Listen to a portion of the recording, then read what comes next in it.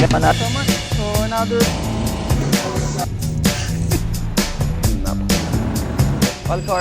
Guys, test drive natin. Gusto ko si Boss Larry, relax lang dyan. boss, sa atin ito Makati ka lang makakita ng mga magagalang na security guard.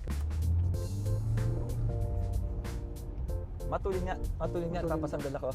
Guys, nag-request yung dalawang bus natin sa likod. Ang hirap tanggihan. Meron tayong bagong unit ngayon. Old money, luxury vibe ba? Yung gusto mo? Ata na.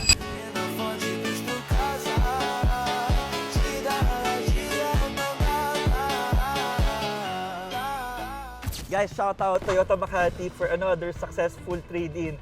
Of course, guys, sino pa ba yung kasama natin? Siyempre, that number one, t-shirt accessor, Boss Larry. Boss, welcome back. Kakaiba tong unit na to, hindi to yung typical na Japanese brand. So guys, this is, Boss Larry, BMW 2015 520D. tama, 520D diesel automatic guys. So napaka-fresh, no? Yes. Ang 520D, Boss Larry, designed siya para sa mga autobahn. Sa Germany, may tinatawag na autobahn expressway. Doon tinetest yung mga matutulin na auto, walang speed limit doon. Kaya Boss Larry, check natin loob. Naka-push button siya. Naka-cruise control. Maluwag dyan sa likod guys, no? Ang kagandahan dito sa 520D, para yung ano niya, yung leather seats niya.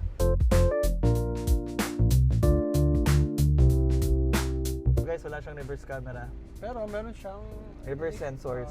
Reverse sensor indicator. Na medyo na-amaze ako sa seat niya, Boss Kevin.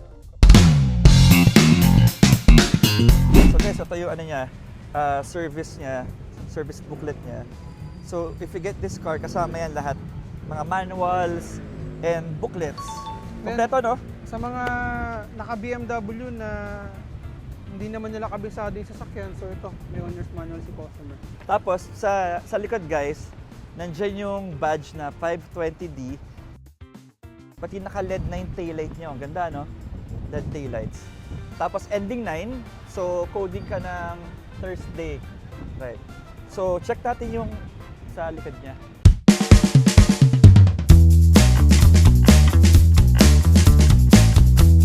Guys, test drive natin. Gusto ko si Boss Larry, relax lang dyan. Okay, lika, samahan niyo ako. Boss Larry, relax lang kayo dyan ha, test drive Boss. natin. Try natin ihato ng konti.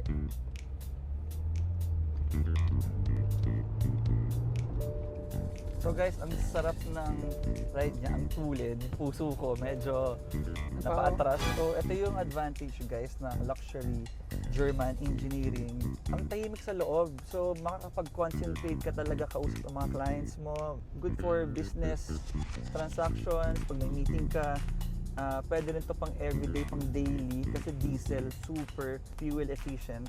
Dito may ko-control yung media.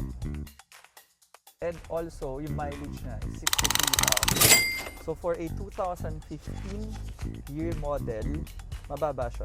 Guys, nag-request yung dalawang bus natin sa likod. Wow! Ang hirap tanggihan. Guys, coffee muna tayo.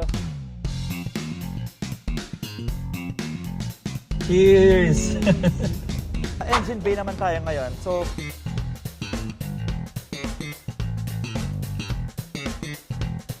sa engine bay niya guys, twin turbo. Ayan, ang laki ng makina. Pero diesel siya. So, matipid, powerful, efficiency.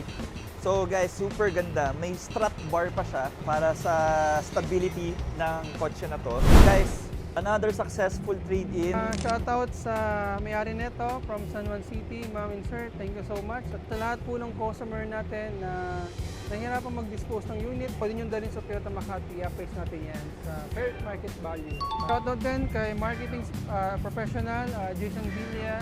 Thank you guys sa lahat support. T-shirt Toyota Makati. T-shirt ka dito sa Toyota Makati.